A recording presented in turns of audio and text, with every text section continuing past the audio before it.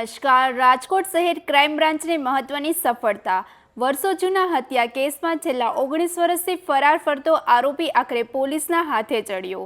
Crime બ્રાન્ચની ટીમે ચોક્કસ બાતમીના આધારે નવી મુંબઈમાંથી આરોપીની ધરપકડ કરી. આરોપીની ધરપકડ બાદ જૂના મર્ડર કેસમાં હવે વધુ પૂછપરછ શરૂ કરવામાં આવી. વધુ સમાચાર માટે જોડાયેલા રહો આરપી ગુજરાત ન્યૂઝ રાજકોટ. રાજકોટ શહેર પોલીસ કમિશનર શ્રી બ્રિજેશકુમાર જાસર અને એડિશનલ સીપી સર ચૈતન્ય મંડલિક સર દ્વારા જૂના જે ગુના છે એમાં ઘણા લાંબા સમયથી નાસ્તા ફરતા આરોપીઓને પકડવા માટે રાજકોટ શહેર ક્રાઇમ બ્રાન્ચને સૂચના આપવામાં આવેલ હતી. એની જ ભાગરૂપે એસીપી શ્રી બસિયા સાહેબ અને પીઆઈ શ્રી ડામોર સાહેબ, જાદવ સાહેબ અને ગોંડિયા સાહેબની ટીમો દ્વારા એક ઝુંબેશ હાથ ધરવામાં આવેલ હતી.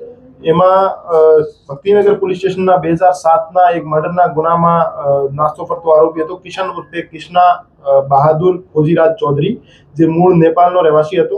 2007માં એક મર્ડર થયો હતો ભક્તિનગરમાં. એમાં મર્ડર કરીને એ આરોપી તરત જ નેપાળ ભાગી ગયો હતો.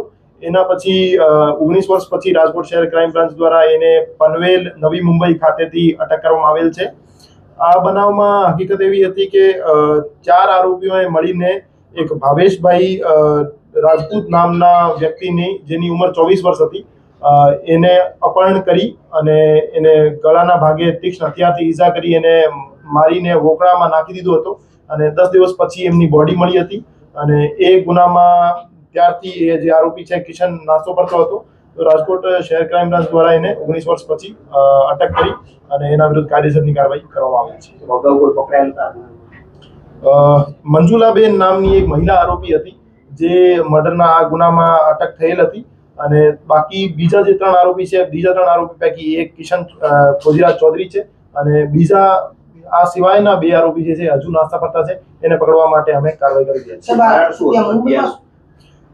એમાં મંજુલાબેન અને જે મરણ જનાર ભાવેશભાઈ છે એમની વચ્ચે પ્રેમ સંબંધ હતો.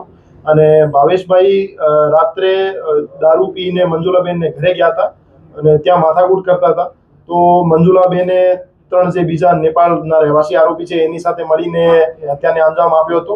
અને 3 જે આરોપીઓ છે એ મરણ જનારને બાઇક ઉપર બેસાડીને લઈ ગયા હતા અપહરણ કરીને, અને પછી ગળાના ભાગે ઈજા કરીને મારી નાખવામાં આવ્યો. ના, એના વિરુદ્ધ એક જ ગુનો દાખલ છે. મુંબઈમાં શું કામ કરતો હતો, રહેતો હતો, કેવી રીતે ત્યાં? એ મજૂરી કામ કરતો હતો અને ફોન અને આખા ડિવાઇસ વગેરે ચેન્જ કરીને ત્યાં રહેતો હતો. પણ રાજકોટ શહેર પોલીસ દ્વારા વેશ પલટો કરી અને એનો ટેકનિકલ સર્વેલન્સ કરી અને વોચ રાખી એને ઝડપી પાડવામાં આવે છે.